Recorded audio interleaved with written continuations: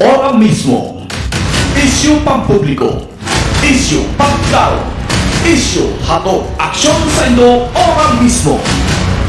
Isyu ora mismo sa Bigo TV. This program is brought to you by Greater Communication Development Institute, Peter Paul Philippine Corporation, Starboard Inn, Blue Bar and Resto, GSA, Gubat St. Anthony and Cooperative, Keeper of Your Trust, Honorable Renalyn May Duca, City Councilor West District, Sorsogon City, Derm Care Aesthetic and Wellness Center, City Councilor Dani Dilaja, Bacong District, Mixed Resto Bar, Angel Resort, Honorable Ellen Ativo, Villa Soto Resort, Tina's Hotel and Resort, Rohel Polleros Botox, Mais Hotel and Resort, Mais Cafe, Director Victorino Bitong Daria, Attorney Grulimar Escudero III, Polleros Botox Builders and Design, Ian Rinovalles, sa pagtulong mabilis. Sorsogon 2 Electric Cooperative, Honorable Sammy Rianuyo ng Barangay Cabidan, Sorsogon City, SM City, Sorsogon, Solis Institute of Technology, Bulan, Sorsogon, Miss R.C. Glipo, former board member, 2nd District, Sorsogon, Honorable Gloria L. Alindugan, Mayor of Huban, Sorsogon, Hershey's Food and Refreshments. Bena, maray na daw mga tugang, maray na daw probinsya ng Sorsogon. Good morning, Philippines! My love, Pilipinas kong mahal. Good morning po sa lahat ng nakantabay sa ating programang Isyu Ora mismo ngayong araw na ito. Siyempre, live na live tayo sa aming Facebook page ng Bicol TV Sorsogon. At live din tayong mapapanood sa YouTube channel. Abangan po tayo, no? Ngayong araw na ito, Pecha 4, advance tayo ng 1 week. Pecha 4 na po sa buwan ng Pebrero. 10 months na lang, Pasko na naman. Kaya, siyempre, sabi nga, maging magmahalan tayo tulad ng pagmamahal ko sa inyo. Okay? Ngayon po ay binigyan tayo ng mainit na kalangitan. Mainit na panahon, kaya magpasalamat tayo sa ating mga kahimanwa, kapalagayang loob, kalahat-lahat na. Yan. Okay, so sa ngayon, bigyan daan muna natin ang ating mga balitang pambansa, balitang nasyonal mula sa pahigang Pilipino Star ngayon. Sa ulo ng mga balita, impeach BP Sara, pagugulong na sa Kamara. Senator Bato, huling pasahero ng nagcrash na chopper sa Nueva Ecija. Mary Jane Veloso, pinag-iinitan ng mga kaselda. At Supreme Court, hukom sa De Lima case, guilty sa misconduct, neglect of duty. Narito na ang detalye ng ating mga balitang pambansa mula sa pahigang Pilipino Star ngayon. Impeach BP Sara, pagugulungin na sa Kamara. Sa detalye, inaasahang gugulong na ang 3 impeachment complaint na inihain laban kay Vice President Sara Duterte. Ayon kay House Secretary General Reginald Velasco, hindi na kailangan pang hintayin ang ika-4 na impeachment sapagkat ipadadala na ngayong linggo sa tanggapan ni Speaker Ferdinand Martin Romualdez ang 3 impeachment complaint para maaksyonan ng Kamara. Iginit niya na hindi papatay ang impeachment complaint. Nangangailangan ng 103 miyembro ng Kamara para i-endorso ang reklamo para ito maipasa sa Senado na aaktong impeachment court. Kung magkaganito ay hindi na kailangan pa ang House Committee on Justice na magdaos ng pagdinig para talakayin ang impeachment complaint. Sa gitna naman ng mga kilos protesta ng iba't ibang grupo at panawagan ng ilang kongresista na aksyonan ang impeachment, nilinaw ni Velasco na walang direktiba sa kanya na iantala ang proseso. Magugunita na ang 3 impeachment complaint laban kay BP Sara na inihain noong Disyembre 2, 4 at 19 ay may kinalaman sa di umano'y hindi wastong paggasta nito ng 650 milyong pesos confidential fund ng Office of the Vice President o OVP noong kalihim pa ito ng DepEd. Sa iba pang balitang nasyonal, Senator Bato, huling pasahero ng nag-crash na chopper sa Nueva Ecija.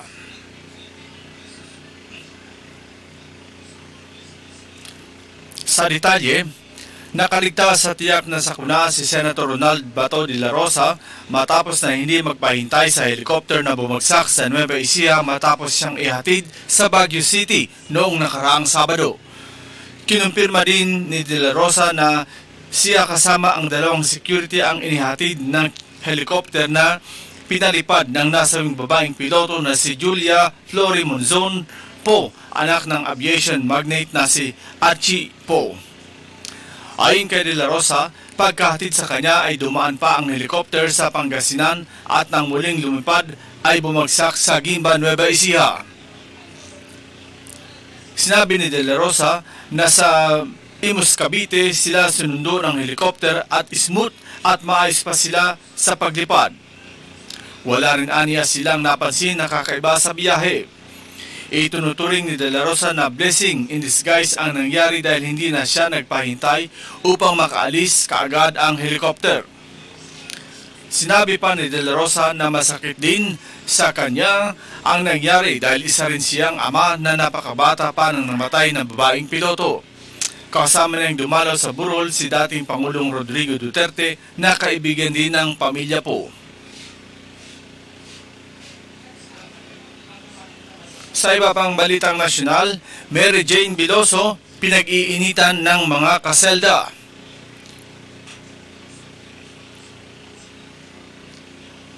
Nababahala ang mga kaanak ni Mary Jane Biloso dahil sa umano'y pinag-iinitan ito ng mga kasama sa selda sa Correctional Institution for Women. Ito'y matapos na binisitahin sa ikatlong pagkakataon noong Sabado ng mga kamag-anak si Biloso sa CIW sa Mandaluyong City. Hindi man umano pisikalan nakakaranas ng mga patutsada mula sa mga kapwa bilanggo si Mary Jane at duda sa posibilidad na ang mga dating nakasama ng kaniyang trafficker sa selda ang mga kaselda niya noon. Nag-aalalang umano si Mary Jane na baka nahalo siya sa isang inmate na nakasama ng dating inmate na kaniyang illegal recruiter. Dahil dito, nananawagan muli ng kay Pangulong Ferdinand Bongbong Marcos Jr. ang kapatid na si Mary Tess, Mr. President, palayain niyo na po yung kapatid ko. Binigay naman na po ng Indonesian government sa mga kamay niyo ang desisyon. Sana po pakawalan niyo na po ang kapatid ko, parang awa niyo na po. Matatandaan na Disyembre 18, 2024 nang makabalik sa bansa si Mary Jane matapos pagbigyan ng Indonesian government ang pakiusap ni Pangulong Marcos na maikustudya ito ng Pilipinas pagkatapos makulong ng 14 na taon at mahatulan ng bitay kaugnay sa pagbitbit ng ilegal na droga. Sa pinakahuling balitang National Supreme Court, hukom sa Dilima case guilty sa misconduct, neglect of duty. Sa detalye, binalaan at pinagmulta ng Korte Suprema ang hukom na humawak sa kaso ni dating Senator Laila de Lima bunsod ng umano'y misconduct at neglect of duty. Sa resolusyong inilabas noong Nobyembre 13, 2024, pinatawa ng Supreme Court First Division ng 36,000 pesos na multa si Muntinlupa Regional Trial Court Judge Romeo Benaventura matapos na mapatunayang guilty sa simple misconduct at neglect of duty sa paghawak sa high-profile drug case ni De Lima.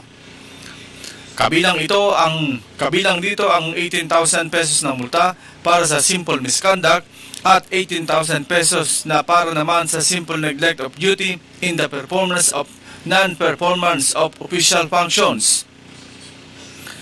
Nag-ugat umano ang kaso sa isang administrative complaint na inihain ni na Atty. Teddy Esteban Rigoroso at Rolly Francis Pioro na legal counsels ni De Lima.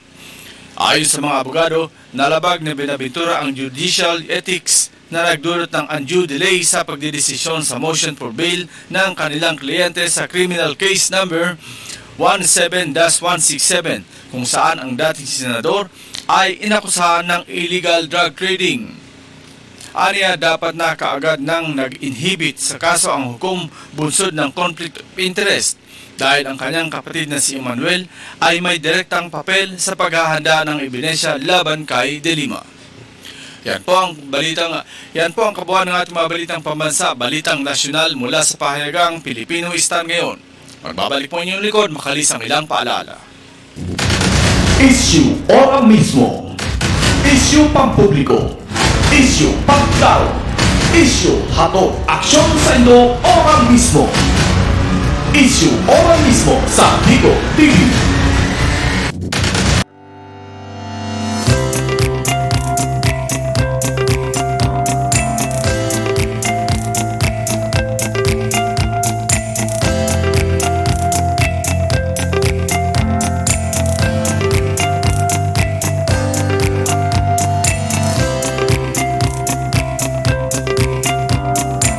Yes, this is our office, Westex Institute of Technology, Incorporated. We are TESDA fully accredited, and this is our office, our registration, our processing center, processing office, where we cater to the applicants, and initially we do some screening for their qualifications for the training. And then here, we have our nail care assessment venue. We are recently, and we are happy to say to everyone that we are now fully accredited as an assessment center for nails, nail care, and C2 in the whole of Sorsogon and even Masbate and Ligan. And we also have our aesthetic clinic to cater to the aesthetic services. And then here, we have our holding area for applicants while waiting for their turn for their assessment. So they stay here until they are called for the assessment. And then here, we go upstairs on the second floor. This is our laboratory, workshop area, and lecture area for skincare. Skincare covers facial procedure, hair waxing, and body scrub. This is the first, only in the Philippines. We are the pioneer in offering this NC2 course, and now we are very proud to announce that we are fully accredited as training center for beauty, skincare, NC2. So we are the first in the country and proudly to be in Sorsogon City. We are located in just outside the Executive Village in Maharlika Highway, Barangay Tugo, Sorsogon City. So we have here the facility. We can say that it is accepted as TESDA, according to the TESDA standards of regulation. And it is really a blessing for us to be accredited here in Sorsogon so that we can open more opportunities for aspiring candidates to have aesthetics and beauty skincare as their new career venture. So, just as long as you are high school graduate, no age limit, open to all males and females, regardless of your status, basta po you have the passion for beauty, this course is for you. And we are happy that now TESDA has accredited us to be a training center for skincare. Only in Sorsogon and first in the Philippines. Thank you.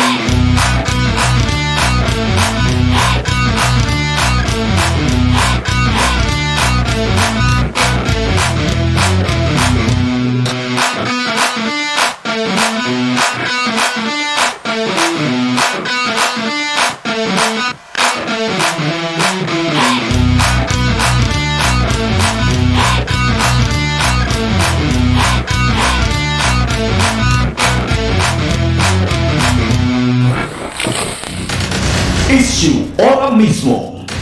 Isyu pampubliko, isyu pagklaro, isyu hatod aksyon sa inyo ora mismo.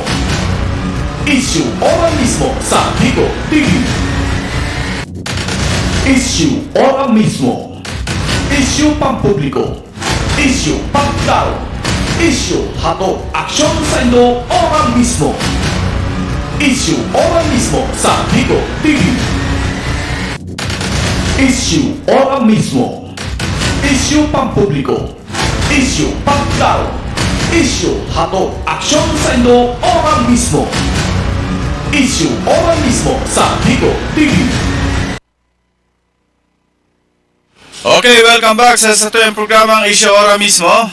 And this time mga tugang, direct from Matnog, Sorsogon, may itataw po niya to ang live report or local news.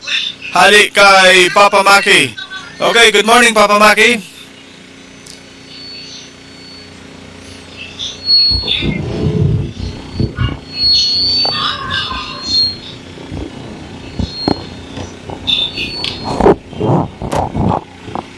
Good morning Papa Maki. Yes, good morning SM Kusaw at sa lahat po ng mga kababayan po natin sa buong lalawigan ng Sorsogon. Ayun po, magkatantay po tayo at hatilan po muna natin ang ating mga kababayan ng ilang sa ating mga balitang lokal. Para sa mga detalye ng ating mga balita, patay na ng matagpuan ng sa isang kanal ang isang lalaking kinilalang si Armando Santiago, 59 na taong gulang, nitong ikalawa ng Pebrero sa presenteng taon sa Purok 2 sa Barangay Tres Maria, Dunsol, Sorsogon. Ayon sa ulat ng Dunsol Municipal Police Station, residente ito ng Barangay Poso, Dunsol, at ayon sa autopsy examination nito, drowning o pagkalunod ang sanhi ng pagkamatay ng biktima. Dagdag pa dito, nakitaan ito ng pasasaka ng bahagi ng mata at pamaga sa may kaliwang tuhod. Samantala, nakalagat na ngayon ang biktima sa isang punerarya sa bayan ng Dunsol. Sa iba pang balita para sa ating balita lokal, kinumpirma na ng Bureau Fire Protection Matnog ang sanhi ng nangyaring sunog nitong nito din ikalawa ng Pebrero sa presenteng taon dito sa Barangay Bliss sa bayan ng Matnog. Na i-play po natin ang report para sa pagkumpirma ng Bureau of Fire Protection at ilan sa mga paalala nila ngayong darating na Fire Prevention Month.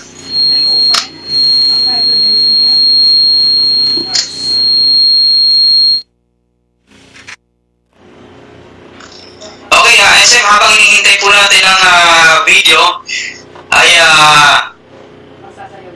magbibigay lang tayo ng ilang mga detalye dito sa sunog nito kung saan ay napakatagal na pala ng bahay na ito na umabot na ito ng 25 years na. At ang mga installation nito ay 25 years na din kung gaano katagal ang mga bahay o ang bahay ay ganoon din katagal ang mga wiring dito.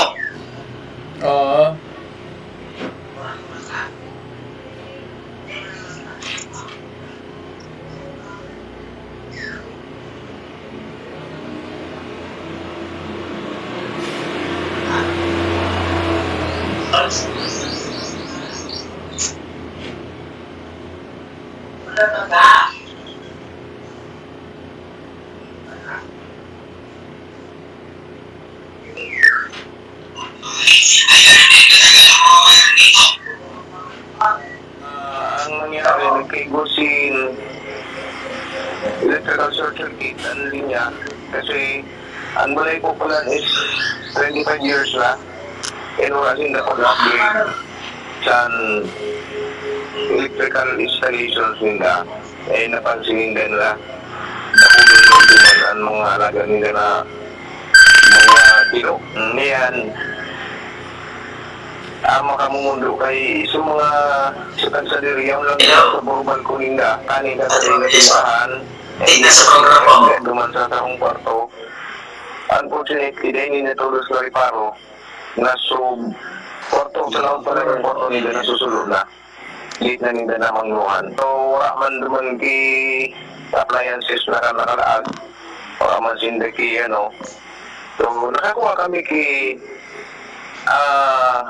part kang electrical wire na siya, ang term dyan is welded wire, very eminent na nagkaigong short circuit ang linya.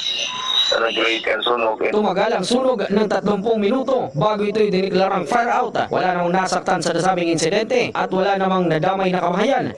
Matapos ang insidente ay agad na nagbigay ng direktiba si Mayor Catlea Morataso sa 24 Hours Tulong Center ng Matnog at MSWD na agad na magpaabot ng tulong pinansyal at mga essential food at non-food item sa nasunugang pamilya.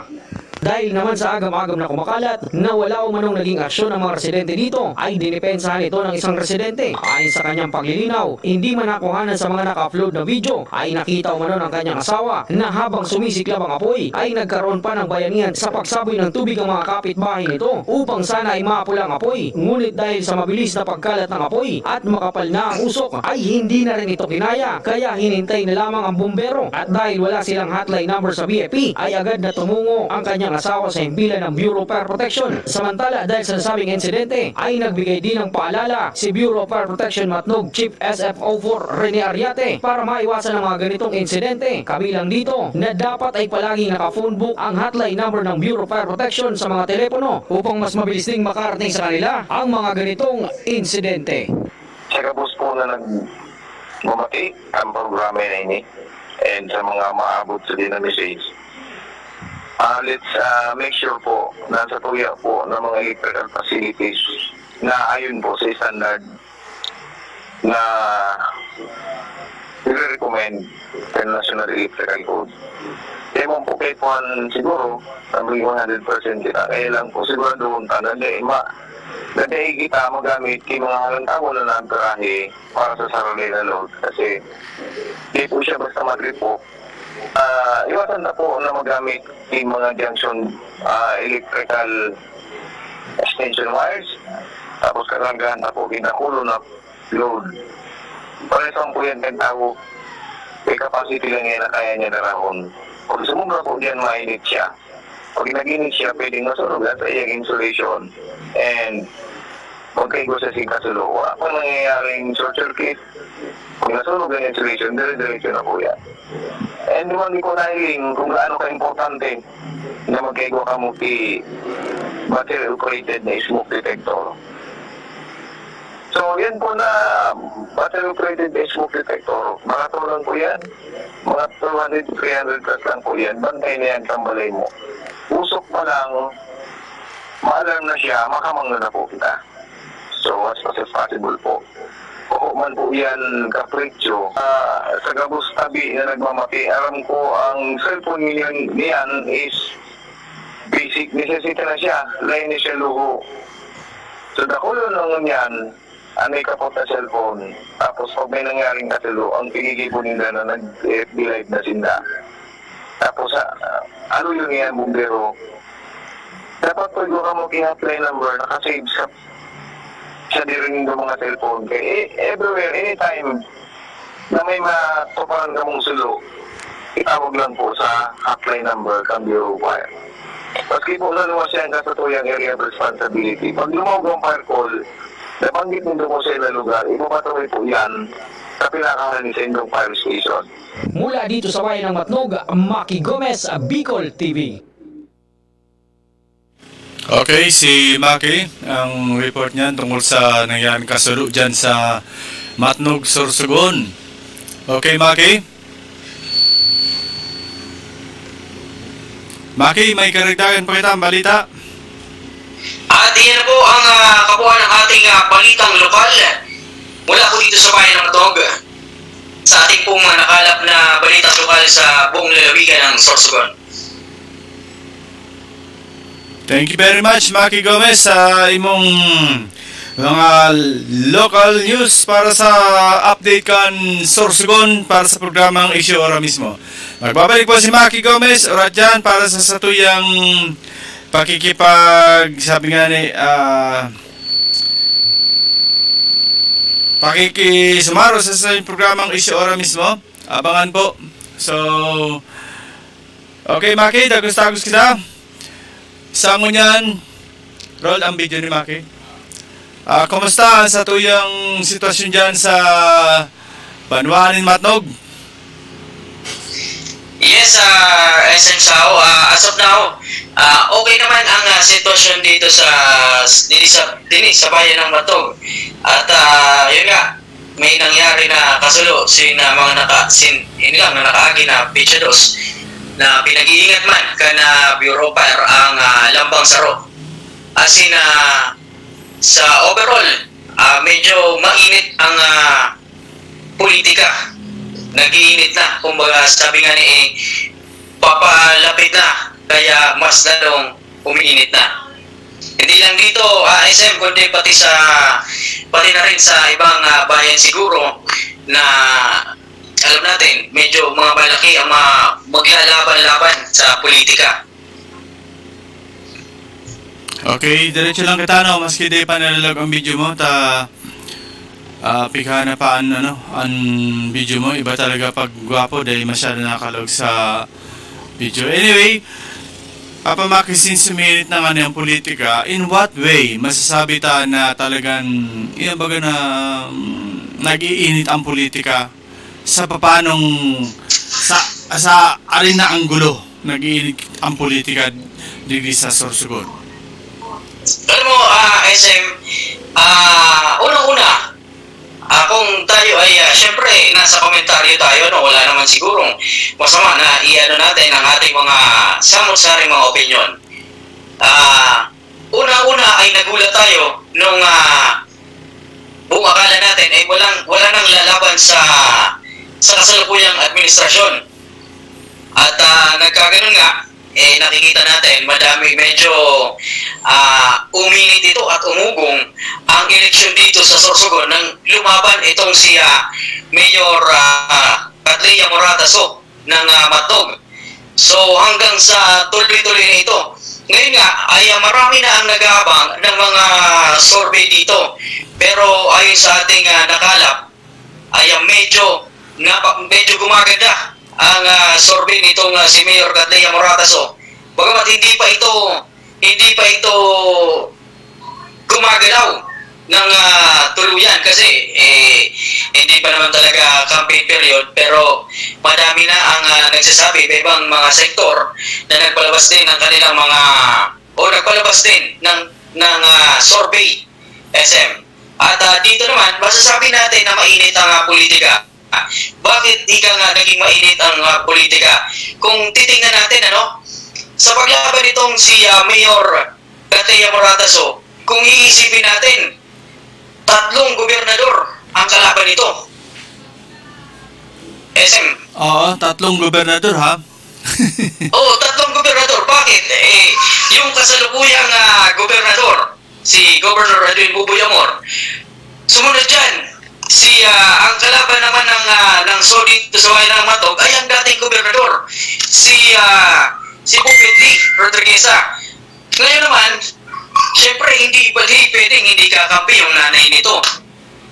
Kaya nga ngayon ay nangungupahan ngayon dito sa bayan ng Matnog. Ito si Ginoong Bupit Lee, dating gobernador ng Sorsogon. So, sa mga tuwid, dalawang dating gobernador at isang gobernador ang kalaban nito ngayon. So parang medyo sabi nga, bakit why na ganito ang nangyayari? Bakit pinagtulong-tulungan nila? Pero sabi naman ng mga Matuganon, mahirap tibagin itong dahil sa hindi nga naman ito after doon sa mga infrastructure. Pero kung makikita mo SM, ang Matnog lang sa buong Bicol ang merong 24 oras na tulong center sa buong Bicol yan, SM. So, makikita natin, pagdating sa social services, talaga namang angat itong mga programa ng So, sa nakikita mo, SM, para naman sa'yo, kumusta naman tayo dyan sa city? Sa sitwasyon dyan, kasi sa Matnog, yung sinasabi natin na yung laban dyan, una-una, sabi nga, we are in a free country. Lahat pwedeng lumaban, lahat pwedeng mag-decide kung ano yung nasa loobin nila. Yung paglaban ni Bobet, na ina-expect natin na magme-mayor ito dapat sa Bulan, hindi dyan sa Matnog. So, biglang-bigla, nag-decide, or kung sino ang nagpatakbo dyan sa Matnog, ibig sabihin, may ano ito, may order. Yes, tama yan, SM. Kasi hindi naman ito basta-basta in a click of finger, natulog si former Governor Bobet, pagising, nag-decide agad siya, oy, tatakbo na ako ng mayor ng Matnog. Ang tinitingnan nating crucial fight sana ay sa Bulan, na doon tatakbo. Kasi kita naman natin, yung Bulan is nakapagpundar na doon ng residency si Governor Bobet dati. Nang 2 beses itong tumakbo bilang congressman. So it means nakapagpundar na ito ng residency doon. Kaya nakakapagtaka lang na biglang nag-decide na dito magtakbo sa Matnog bilang governor. So it means, sabi ko nga, may nagpatakbo dito. At alam naman natin, hindi natin mayaalis na senaryo na talagang hirap tibagin ang mga sudyan. Hirap tibagin ang mga Hindi ito basta-basta matitibag. So kung ano man ang naging desisyon, sabi nga natin, so talagang merong merong nagpasulong. At syempre hindi naman natin mayaalis, sabihin pa natin na hindi totoo, pero hindi natin maalis ang realidad na ang nagpatakbo nito is si Governor Boboy Amor dahil alyado na sila ngayon. Roger to that, SM. At hindi nga natin lubos akalain, kasi nung nakaraang eleksyon ay magkalaban ito. Pero wala naman tayong sa poder para husgahan sila kung bakit ngayon ay lumaban. Pero ito, base sa aking nasagap lang, ayon sa aking gubit, SM, hindi pala ito ang totoong lalaban sana dito sa bayan ng Matnog. Ito ay chismis lang naman, hindi naman natin hindi pala ito ang totoong lalaban dito sa bayan ng Matnog. Bagamat ito na lang ang pinili dahil sa ilang mga rason. Pero nakakapagtaka pa din talaga, SM, kung bakit dito sa bayan ng Matnog at hindi sa bayan ng Bulan. So, ano nga ba talaga ang meron sa Matnog? Meron nga bang mga mina dito? Kasi alam mo, SM, hindi naman reklamador talaga ang mga taga Matnog at mga matatalino yung mga taga Matnog.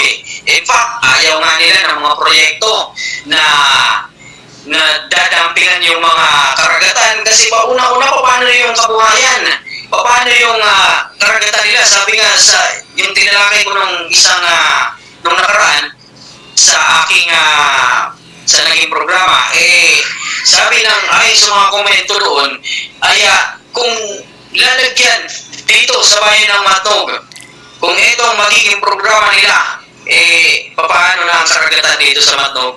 Paano na uubusin ba yung dagat? Parang ayaw din naman ng mga Matnoganon ng mga ganong mga proyekto. Yes, SM. Actually, hindi naman tayo dyan sa mga projects, kasi yung sinasabi mo na dadampingan yung karagatan, Diyos ko, wala pa sa kalahati yung dinampingan dyan sa Matnog kaysa dito sa Sorsogon Bay. Wala pang kalahati. Kaya lang, yung punto kasi rito, yung tinitingnan natin, tapos i-correct kita doon sa sinabi mo kanina, na sa matatalino ang Matnog. Baka mamaya sabihin nila, sobrang dulo na. Actually, ang mga taga-Matnog is, hindi naman talaga, masabi ko na, isang tabi natin yung word na matatalino. Kung hindi, yung mga tinatawag dyan na may paninindigan. Yan, may paninindigan sila. Kasi sabi nga nila, Matnoganon ka. Tapos, biglang may dumating na hindi taga-Matnog. Oh. So, yung nasa isip mo, Matnoganon ako. Itong isa dumating. Hindi naman taga-Matnog. Dapat mayor ito sa Bulan. Ngayon nandito sa Matnog. But, sabi nga, nasa ilalim tayo ng demokratikong pagpipili. Kaya nga, they call it election, not selection. Na we can elect, not select. Diba? Kahit sa Matnog, pumunta yan dyan. Oh, si former Governor Bobet, tumakbo dyan. Right niya yun. Right niya yun na tumakbo. You have the right to run. You have also the right to win. Kung papalarin ng tao. Diba? Yun ang malaking katanungan doon. Alam naman natin pagka election talaga namang pag may kalaban hindi naman talaga nawawala yung magkaroon ng mga ilang mga supporter. Pero syempre madami rin katanungan dyan, yung mga lalo na yung mga elderly dito sa Matnog. Alam mo, pagdating talaga sa paninindigan, sa prinsipyo, merong paninindigan ang Matnoganon. Na ang problema lang dito ngayon, SM, sa bayan ng Matnog, kung mapapansin natin, sa social media, dahil dito sa mga nangyayari ngayon, papalapit na ang eleksyon, madami ang kumakalat ng mga fake account. Ano na yan? Given na yan.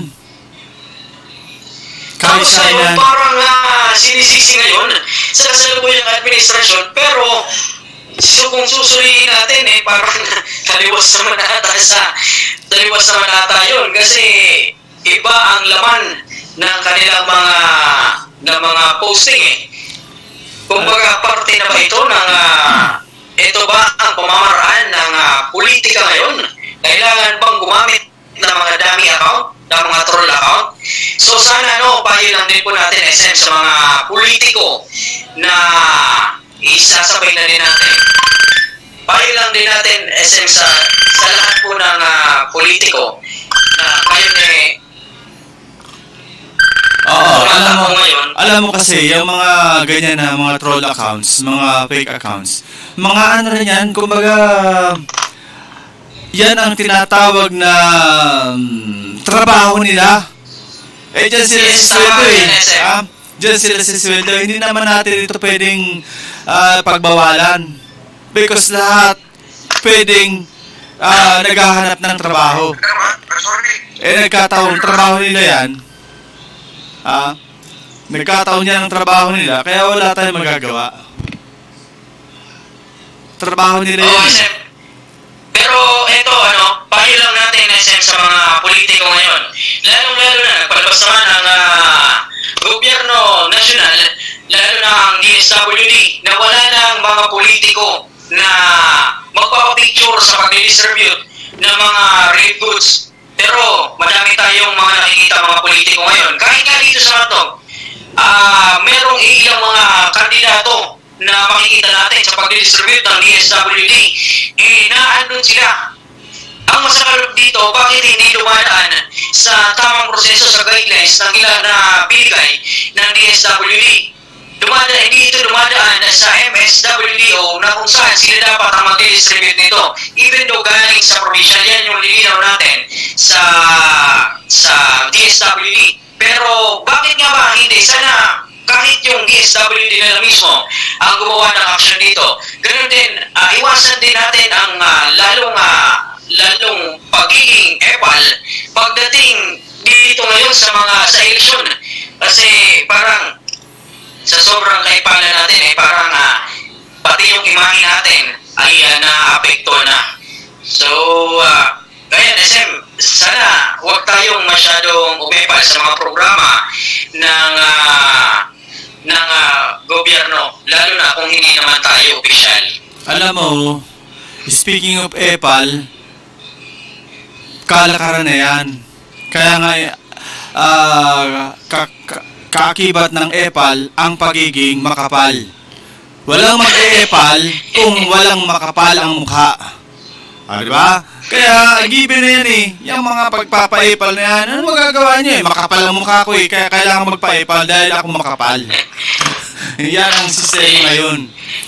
Tapos, isa pa dyan, ito yung sinasabi na walang tiwala sa sarili nila. Hindi sila nagtitiwala mismo sa sarili nila na kaya nilang ipanalo kahit hindi sila magpa-picture sa mga ganyang ginagawa, ganyang mga programa ng DSWD. Hindi sila nagtitiwala mismo sa sarili nila. At pangatlo, bakit nakiepal sila sa ganyang sistema? Kasi alam nila, wala naman sila nagawa sa tao. Yun ang Oo, tama ka dyan, SM.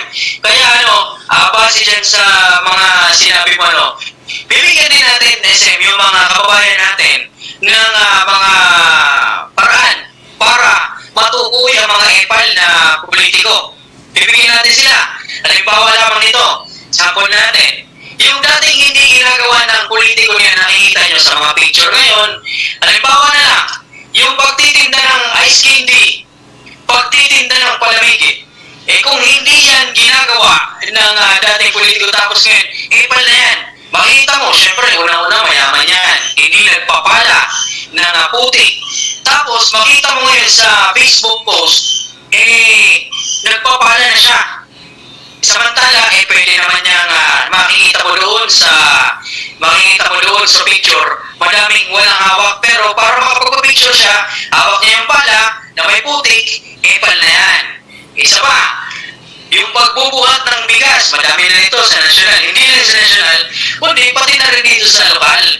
Merong mga politiko na parang masabi na sila ay tumutulong kahit hindi naman sa kanila galing ang ayuda, no? Tapos, paglalagay ng magandang video presentation para lang masabi, epal ho yung tawag dyan, politics yan. Kaya nga, dapat maamiendahan din ang ating batas pagdating sa politiko, SM. Oo. Yung kasi, sabi ko nga kanina, ang mga politiko na ganyan, wala itong itatawag natin, number 1, wala itong konsensya, walang puso, walang pagkaawa sa sarili nila. Kasi, kung may awa ito sa sarili nila, sa sarili na lang nila, hindi sa tao. Kung may awa ito sa dignidad nila, hindi sila gagawa ng ganyan. Kasi, nakakaawa sa sarili ko, para kung nalilimos ng simpatiya. Ganyan. Kaso, ang mindset nila dito, SM, hindi muna ako makaawa sa sarili ko. Sisikapin ko munang manalo. Kasi pag naawa ko yung sarili ko, kawawa ako. Pero pag nanalo ako, tiba-tiba naman ako. Hindi. Oo. Sa ngayong sitwasyon, kawawa ako. Pag nanalo ako, kawawa kayo. Yan, kawawa ako. Ngayon, pag ako nanalo, talagang trend yan. Kawawa kayo. Kasi alam mo, Maki, kumbaga sa atin, lahat ng pamamaraan para makaakit ka ng boto, gagawin mo. Senador nga, pabulos-bulos lang, nanalo. Pero electionist pa ngayon. Bullets lang kinapital nun. Nanalo. Bullets lang, oo nga, electionist pa ngayon, may isang partido pa. Lalo na dito sa atin. Tingnan mo dito sa atin. Lalo na 2nd District. Ano yung kapital? Kapalang ng bigote, okay na yun. Sino ba yan? Sino ba yan? Kapalang ng bigote, congressman mo sa 2nd District. Akala ko kasi yung congressman sa 2nd District, iba yung naiisip ko eh. Iba yung naiisip ko. Kasama na yun doon. 2nd District. Kasama na yun doon. Huwag mo nang itanong eh. Kung pero sa'yo na lang yun. Oo. Mahirap na. Pero, alam mo, SM, kung pagdating naman sa usapang bullets, mas okay na ito. Mag-bullets ka na lang kaysa gumamit ka pa ng mga programa ng gobyerno. O gumamit ka pa, halimbawa na lang yung DSWD, tapos ibibigay mo, magpipicture ka, hindi naman sa'yo, hindi ka naman official, ikaw lang hiya na talaga yan. Kumbaga linamon ka na ng sistema na para lang manalo ka, hindi ka official ng DSWD. Oo, maaaring dati ka official, pero yung hawak mo yun at ipasa mo na nakapicture ka pa, ibigay mo sa tao na nakapicture ka pa, nakabidyo ka pa, walang hiya na talaga yan. Epal na yan. Mas maganda dyan, mag-budots ka. Wala ka pang masasagasaan. Mapupromote mo pa ang budots. Paano kung hindi ka marunong mag-budots? Nag-budots kasi sa barangay. Tinalo ka pa ng mga bata. Nakakaya. Kaya, sabay ka na ng sistema. Epal, ganyan, kakapal ng mukha. Okay na yun. Kaysa mag-budots ka na makita ka ng mga bata, mas matibay pa sa'yo, mas magaling pa sa'yo. Di ba rin mag-video ka, mag-budots, tapos TikTok mo. Hindi, panalo ka pa. O, di ba? Panalo tayo! Meron pa nga akong alam, SM, na dating official din siya, tumatakbo ngayon. Ngayon, sinasabi niya ngayon sa tao na itong lugar na to, mahal na mahal ko ang lugar na to, dahil mahal ko ang lugar na to, mahal ko din kayo. Ang problema, noong nasa mataas sa posisyon siya, wala siyang naging programa doon sa lugar na yun. So, paano ba ito? Paano parang lantara na yung pagsisinungaling? Hindi naman. Lantara na yung kawalangian. Hindi naman, kasi sasabihin, bakit nung naupo ka? Wala ka namang nagawa dyan. Kaya nga po nagbabalik ako dahil nakaligtaan ko yung gagawin ko. Ngayon gagawin ko na. Di ba? Talo pa dyan. Pag ganyan ng mga argumento na bakit pinangayahin nyo ako? Siyempre, sir, napakawalang hiya mo kasi. Kaya dapat ka rin walang hiyain. Di ba? Bakit sinasabi nyo babaero ako? Siyempre, sir, nakita naman, may anak ka, kaliwat kanan eh. Ano ba tawag doon? Hindi, mapagbigay lang ako! Pinibigay ko yung pangailangan nila! Yan ang sistema. Alam mo ba, SM? Ako kasi liit sa kalaman ng ating mga kababayan bilang media ay isa rin akong puppeteer. Isa rin akong puppeteer. Meron akong puppet. Ngayon, yung puppet na yun, nabibigyan ang buhay ko yun, nakakapagsalita yun, nakakagalaw dahil sa akin. Ngayon, pag wala yung puppet na yun, pag wala ako, hindi makakapagsalita yung puppet na yun, hindi makakagalaw. Parang ganito din, ang isang politiko, natatakbo ka lang dahil sa may nagpapagalaw sa'yo. Hindi lang politiko, pati media. Hindi lang politiko, pati media. Yun lang yung problema. Lalo na kung yung media na nagpapatakbo pa sa kanya, media talye. Yun yung mahirap doon. Oo. Kaya walang kayo pinagkaiba. Sabihin ka ba namang tumakbo kasi sa isang lugar? Ano tawag mo nun? Di puppet ka? Dahil wala kang kaabog-abog, tatakbo ka. Sabihin nung isa, di ba, media ka? O sige, media ka. Ito yung ikahol ng ikahol. Wala kang magagawa, kakahol ka talaga. Kasi, bottom line is, paano ka sisweldo? Paano ka mabibigyan ng payoda? Yan ang argumento ngayon na sinasabi na talagang ano yan eh. Ano ba yun? Yung sinasabi, yung media is the fourth pillar. Ibig sabihin, ang media, kasindikato. Yun yung mahirap dyan, SM. Yun yung mahirap dyan. Ngayon, dahil wala na sa linya, o wala na sa peak ng pagiging media, kumapit doon. Ngayon, kiniklaim pa rin niya na media pa rin siya, pero wala na talaga siya sa connection ng media. Tapos ngayon, yung mangyari ba dito, SM, tama ba ako kung hindi mo mamasamahin yung sinabi mo kanina? Tama ba ako? Parang may share na pala siya dito. Kumbaga, magiging shareholder siya kung magkataon. Halimbawa, magbigay ng budget yung promotor ng pagtakbo, shareholder ba ang tawag doon? 100% yun. Kasi, siyempre, pag ako nanalo, okay ka sa akin. Akong bahala sa'yo. Kaya lahat ng ikakahol mo na para sa kalaban natin. Like this, okay, halimbawa, sabihin, tingnan mo dyan sa magbigay ng budget sa atin si Longhair. Pwede ikaw, may 20% ka, parang ganon ba yun, SM? Siyempre. Binanggit mo si Longhair. Hindi naman yung kulot hair. Hindi kulot, hindi unat, Longhair. Longhair. Ganyan. Siyempre, sa isang lugar, sabihin natin, dyan sa Matnog, sample ko na lang, dyan sa Matnog. Sabihin na, yan naman kasi si Mayor Catleyaso, wala naman yan. Hindi nga marunong magsalita sa mikropono, hindi mo ma-interview. Ganyan ang sasabihin nila. Pero look, sabi nga nila, less talk, less mistake. Yes, tama yan, SM. At isa pa, no? Hindi yan katulad ng hindi yan katulad ng mga politiko na may lagi may nakasunod na camera, may nakasunod na mikropono. Pati pag ganyan ang buhok, kinukuhaan pa. Totoo yan, SM. At sabi nga, alam mo dito, SM sa Matnog, bakit nga ba, total nabanggit mo na din, bakit nga ba hindi mo makikita si Mayor Catleyaso or maging ang former mayor dito, si Mayor Claveso?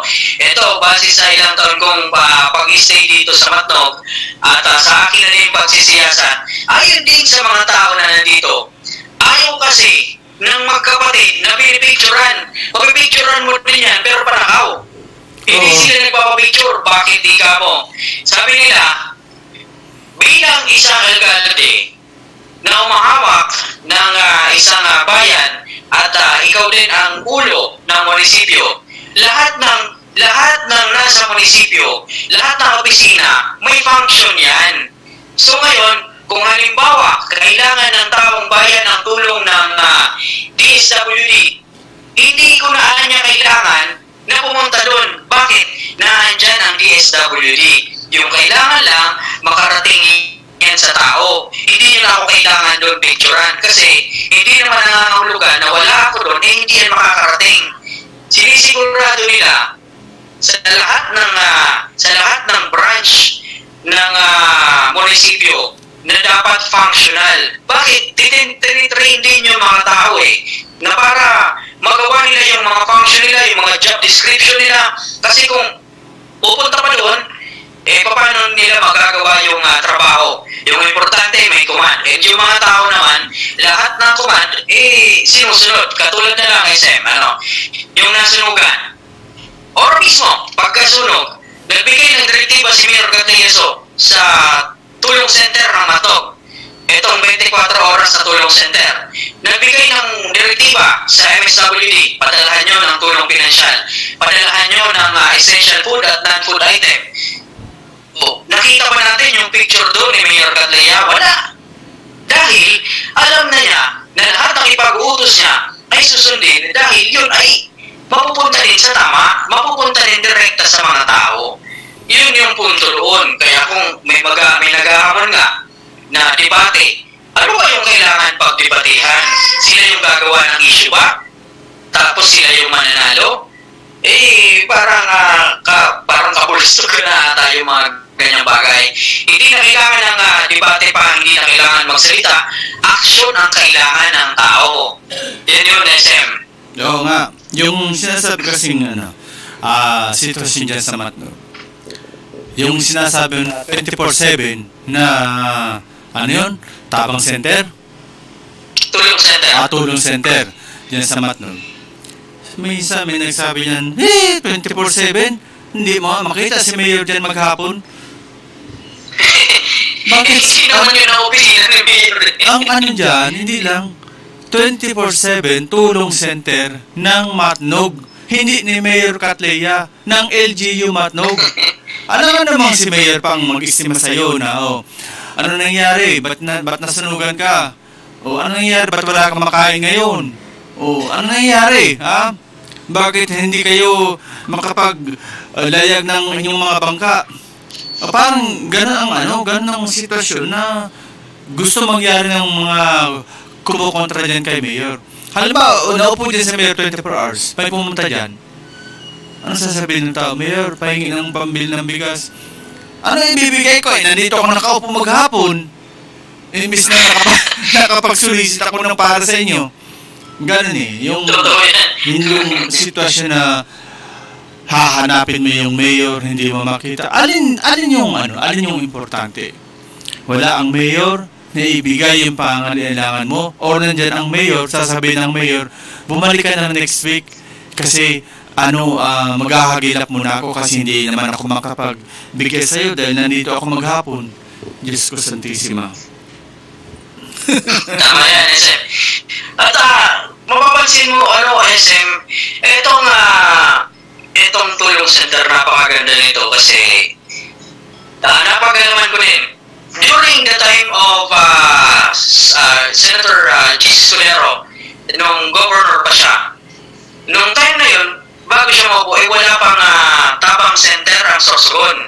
Ngayon, na-conceptualize pala ang Tabang Center dito sa tulong center ng Matnog. Bibigyan lang natin ng konting na sabi ni Senator Chiston, maglalagay siya dito sa Sorsogon. Noon, palagi may budget yan. Monitor natin yan. Ang problema ngayon, yung Tabang Center ng Sorsogon, ay ito base lang sa nangyari ngayon. Noong mga nakaraan, ewan ko lang ngayon kung may pondo na yung Tabang Center. Noong mga nakaraan kasi, may mga tinulungan tayo na ituro kung saan yung Tabang Center kasi nga nasa Sorsogon sila. Kasi yung iba, gusto pumunta dito sa Matnog para makalapit sa tulong center. Ang problema ko, yung tulong center ng Matnog is dito lamang po yan sa bayan ng Matnog, yung nasasakupan po niyan. Hindi po yung buong probinsya. Bayan nyo. Sa munisipyo. Bayan nyo, malapit na maging buong probinsya yan. Ayun, oo. Pag nagkataon talaga, SM, sigurado yan. Yun nga, balikan natin yung sa Tabang Center. Noong mga nakaraan, walang pondo. Noong mga nakarang taon, lumapit yung kahit yung pinsa ni Mrs. na na-hospital yung tiyahin niya, pumunta sana sa Kapitolyo, tinuro sa Tabang Center. Ang problema, nakailang balik siya, walang pondo. Nauna na siyang pumunta dito sa tulong center ng Matnog. Pag nakakuha ka na dito sa tulong center SM, after 3 months, pwede ka ulit bumalik. Pero, yung nangyayari na SM yung iba, halimbawa, nakakuha na ngayon, ipapangalan naman sa'yo, makakakuha ulit sila. Kumbaga, diskarte na lang, hindi naman na yan pinapansin ng mga staff ng tulong center kasi yung order ni Mayor, lahat ng kailangan ng tulong i-assess, tapos i-validate at bigyan kung base doon sa pangangailangan nila. Meron nga SM, may mga guarantee letter din dyan, SM. Kaya ako, parang natutuwa din talaga ako kasi nandito pala sa Matnog, ang 24 oras, bakit 24 oras na tulong center ito SM? Bibigyan lang natin ng logic kung bakit, trivia pala, kung paano nabuo itong tulong center. Sabi ng staff dyan, noong araw daw na nangangampanya pa lang si Mayor Clodenso, ay pinangako niya noon sa mga matatanda na kahit na natutulog ako, maglalagay ako ng 24 hours na tulong center dito sa Matnog, 24 oras, para kahit natutulog ako, mararamdaman nyo yung pagmamahal ko sa inyo, nandyan yung tulong ko sa inyo. Yan yung mismong binitawan na sinabi sa atin ng staff doon. Kasi, syempre, kailangan din natin ungkatin kung paano ba ito nabuo o kailan ba ito nagsimula. Tinanong natin, yun yung nangyari. Kaya hanggang ngayon, tinuloy. Ang tanong, iba ito kung sakali man tatanggalin ba ito? Hindi ito tatanggalin hanggang nakaupo ang mga dito sa bayan ng Matnog. Paninindigan nila ang social services na kinakailangan ng mga tao dito sa bayan ng Matnog. Okay. Na ni Mayor Catlea, darating ang araw, dadalhin din natin yan sa probinsya. Bago tayo magpaling, nabot na tayo ng oras. Bago yan, maurag na ang political ads ni Budot, sabi ni George Lascano. Panday, alias Pugi, tapos si Captain Barbel. Yan. Diyos ko, marasa pa. Panday, di nga nakakapot ni Hammer. Tapos, alias Pugi. Pugi talaga ito. Captain Barbel, Captain Boom. Captain Jojo. Dapat pala Captain Jojo. Yan. Tapos Captain Tatduana. sabi pa ni Jojo Lascano, propagandist is the best meaning for that. Yan. Propagandist daw ko, no. Tapos sabi ni Papa Buddy, si Buddy Duka, tawo, diri, poder. Tawo, diri, poder. Tapos, sabi pa, makatao, bako pakitang tao. Makatao, bako pakitang tao. Diba? So, Pamamaki, mapaaro na kita and mabalik tayo sa Kiraray Saga.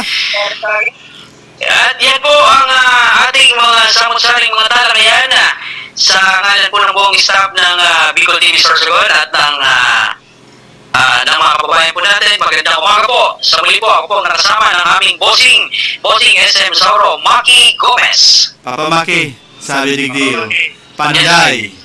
Si Panday. Ang harap mo na Panday, si ano man lang, si the late Panday Ubaldo. Tapos, alias Pugi. Si alias Pugi. Dakulong Digdi, si Harold, si Joey, si Clark, si Jojo.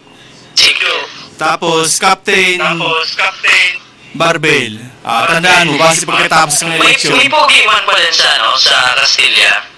Oo, Tahulong daw. Sabi ni Clark, tahulong daw. Oo. Tapos sabi ni Jojo, Captain Barbel. Ulatan mo, Jo, pagkatapos ng eleksyon, bada ni Captain Barber na lang. Okay, mabalik sa Saga, same time, same place, same program. Issue oras mismo, same station Bicol TV Sorsogon. Kaiban si Papa Maki, direct from Atnog, live na live kita ang nahiling niya na darini. Ansa yung likod, kaiban technical staff si Papa Harold, si Papa Joel, si Papa Clark. Marinaldo po, asin Marinaldo man kay Papa Buddy. Taga-sain daw si Papa Buddy. Nakaperde ni Sarong Aldaw. Okay? So Marinaldo po, asin Diyos mawalas, permission ni Sorsogon. Mismo, isyu pampubliko, isyu pagklaro, isyu hatod aksyon sa inyo oras mismo. Isyu oras mismo sa Bicol TV.